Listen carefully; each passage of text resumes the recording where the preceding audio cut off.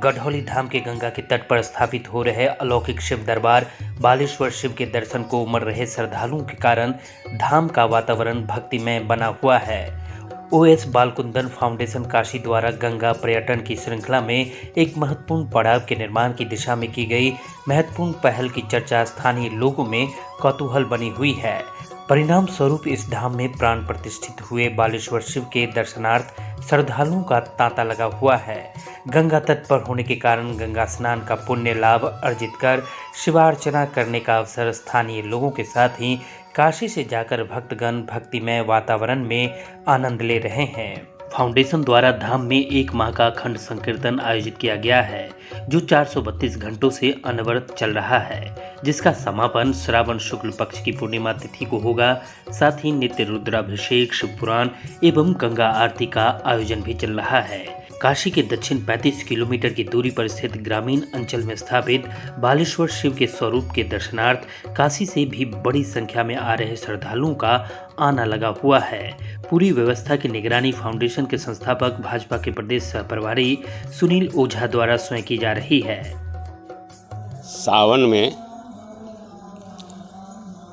यहाँ गंगा तट पे शिवलिंग और गंगा जी का एक साथ दर्शन होता है। वहाँ रोज 1, 2, 3 बार रुद्राभिषेक होता है। कोई न कोई आता है रुद्राभिषेक। यहाँ सुबह भी होता है, शाम भी होता है। यही स्थान है जहाँ शिव का प्रिय षोडश मंत्र हरे राम राम राम हरे हरे, हरे कृष्ण कृष्ण कृष्ण हरे हरे, ये अखंड पाठ हो रहा है, अखंड कीर्तन हो रहा है, अखंड धुन हो रही है सावन के पहले दिन से। आज उसका 19वां दिन है और सावन पूरा होगा तब तक रात दिन 24 घंटा बिना रुके, एक क्षण के लिए भी बिना रुके यहाँ अखंड संकीर्तन चल रहा है।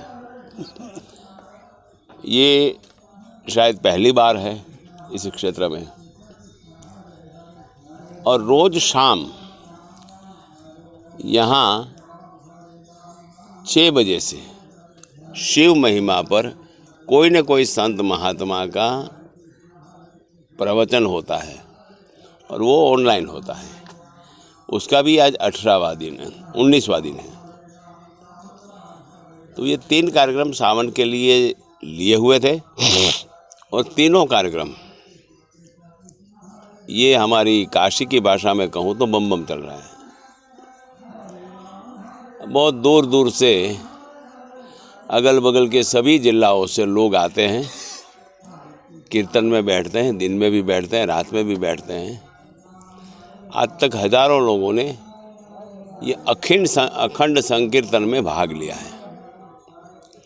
इसके अलावा लोग उत्सुक हैं यहाँ लगने वाली, भविष्य में लगने वाली 108 फुट ऊंची प्रतिमा से।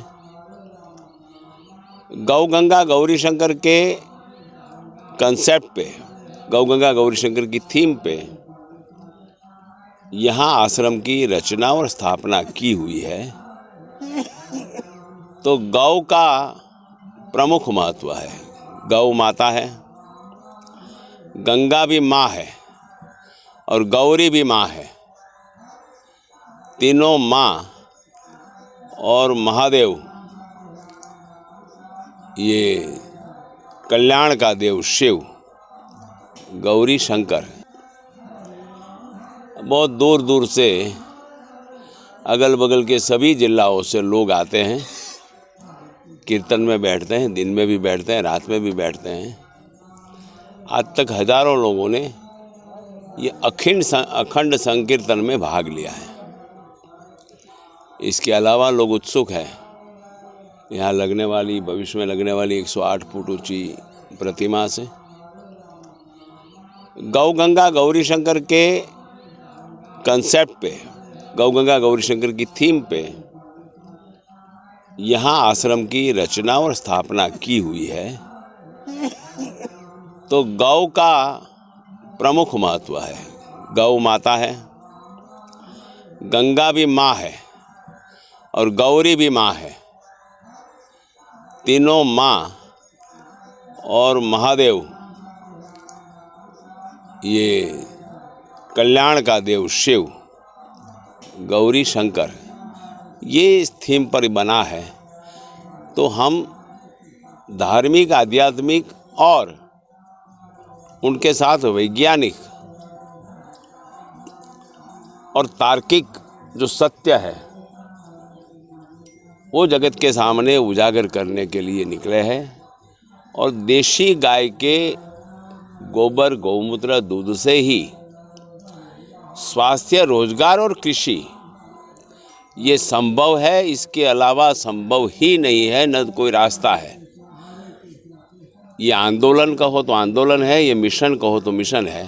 ये गडोली धाम का मिशन है। और गडोली धाम में दूर सुदूर से, कनाडा से भी, अमेरिका से भी, सिंगापुर, दुबई से भी, यहाँ भदोई से भी और अगल बगल के ज़िले, पूरे उत्तर प्रदेश और देश के कई ज़िलों से इसके लिए परीक्षा भी आ रही है। और लोग प्राकृतिक कृषि के लिए सक्रिय भी हो रहे हैं। 12 तारीख को 8 से 11 समापन है यही अखंड संकीर्तन का। इसके बाद नवरात्रि के कार्यक्रम आएंगे, समूह विवाह भी आएगा। सबसे पहले आएगा कृष्ण जन्माष्टमी, कृष्ण जन्मोत्सव होगा यहाँ। और दही हांडी होगी अष्टमी के दिन 18 अगस्त को। Okay, thank you.